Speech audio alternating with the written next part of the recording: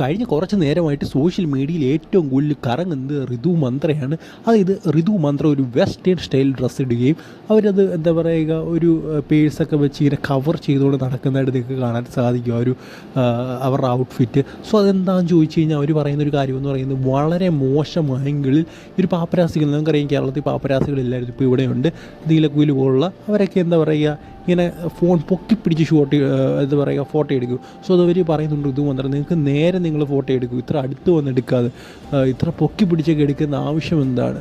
അത് വളരെ വൾഗറായിട്ട് അല്ലെങ്കിൽ അത് മോശമായിട്ടാണ് പുറത്തേക്ക് ചിത്രീകരിക്കുന്നതെന്നൊക്കെയാണ് നമ്മൾ ഇത് മന്ത്രം പറയുന്നത്. അതിൻ്റെ ഇടയ്ക്ക് ഒരു ക്യാമറമാൻ ഒരു പാപ്പരാസി പറയുന്നുണ്ട് അത് ഞങ്ങൾ മര്യാദയ്ക്കാണ് എടുക്കുന്നത്, വേറെ ചിലർ അത് എഡിറ്റ് ചെയ്ത് ഇങ്ങനെയൊക്കെ ആക്കുന്നതെന്നൊക്കെ പറയുന്നുണ്ട്. നമുക്കറിയാം സംഭവം എന്തുവാണെന്ന്.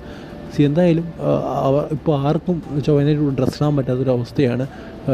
അവർ ഇന്നും എന്താ പറയുക അത്രയും നല്ലൊരു ഡ്രസ്സെന്ന് പറയുന്നത് ഒരു ദിവസം ഫുള്ള് അവരങ്ങനെയാണ് നടന്ന ഒരു പേഴ്സിങ്ങനെ കൈപ്പ് വെച്ചുകൊണ്ട് ഈ ഒരു ക്യാമറമാനും പാപ്പരാസികളെ പേടിച്ച് അവരിതിനു വേണ്ടി ഇങ്ങനെ നടക്കുകയാണില്ല കഴുകന്മാരെ പോലെ.